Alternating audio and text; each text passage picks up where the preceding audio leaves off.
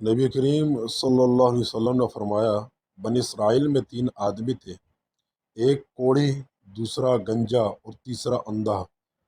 خدا تعالیٰ عز و جل نے ان کو آزمانا چاہا اور ان کے پاس ایک فرشتہ انسان کی شکل میں بھیجا۔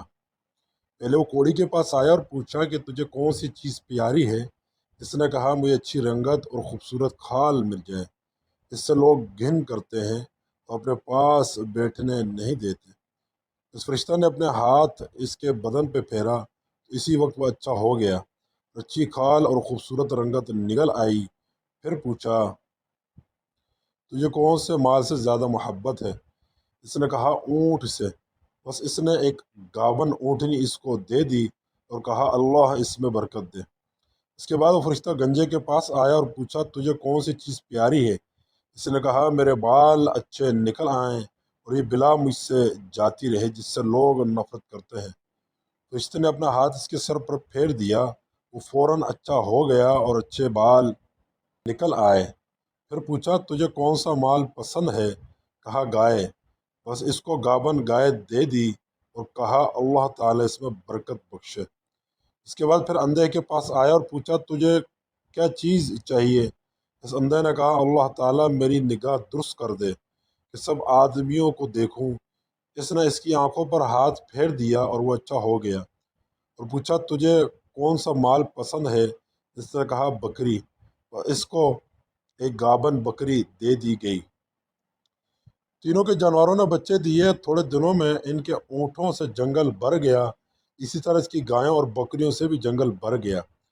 پھر وہ فرشتہ خدا کے حکم سے پہلی صورت میں کوڑی کے پاس آیا اور کہا کہ میں ایک مسکین آدمی ہوں، میرے سفر کا سارا سامان ختم ہو گیا ہے اور منزل مقصود تک پہنچنے کا کوئی سلسلہ نہیں سوائے خدا اور تیرے۔ بس اللہ کے نام سے جس نے تجھ کو اچھی رنگت اور عمدہ کھال عنایت فرمائی، میں تجھ سے ایک اونٹ مانگتا ہوں، اس پر سوار ہو کر اپنے گھر پہنچ جاؤں۔ اس کوڑی نے کہا، یہاں سے چلا جا، مجھے بہت سے حقوق ادا کرنے ہیں، تجھے دینے کی اس میں گنجائش نہیں ہے۔ فرشتے نے کہا، شاید تجھ کو میں جانتا ہوں، کیا تو کوڑی ہی تھا کہ لوگ تجھ سے گھن اور نفرت کرتے تھے؟ کیا تو مفلس نہ تھا کہ تجھ کو خدا نے اس قدر مال عنایت فرمایا؟ اس کوڑی نے کہا، واہ، کیا خوب، یہ مال تو میرا کئی پشتوں سے باپ دادا کے وقت سے چلا آ رہا ہے۔ فرشتے نے کہا، اگر تو جھوٹا ہے تو خدا تجھ کو ویسا ہی کر دے جیسا کہ پہلے تھا۔ اس کے بعد دوسرے شخص یعنی گنجے کے پاس آیا اور اسی طرح اس سے بھی سوال کیا، اس نے بھی ویسا ہی جواب دیا۔ فرشتے نے کہا، اگر تو جھوٹا ہے تو خدا تجھ کو ویسا ہی کر دے جیسا تو پہلے تھا۔ اس کے بعد پھر اندر کے پاس گیا اور کہا، میں مسافر ہوں اور میرے پاس سامان نہیں ہے، آج بجز خدا کے اور پھر تیرے کوئی میرا وسیلہ نہیں ہے۔ میں اس کے نام پر جس نے دوبارہ تجھ کو نگاہ بخشی، میں تجھ سے ایک بکری مانگتا ہوں کہ اس پر اپنی کارروائی کر کے سفر پورا کروں۔ اس نے کہا، بے شک میں اندھا تھا، خدا تعالیٰ عز و جل نے محض اپنی رحمت سے مجھ کو نگاہ بخشی۔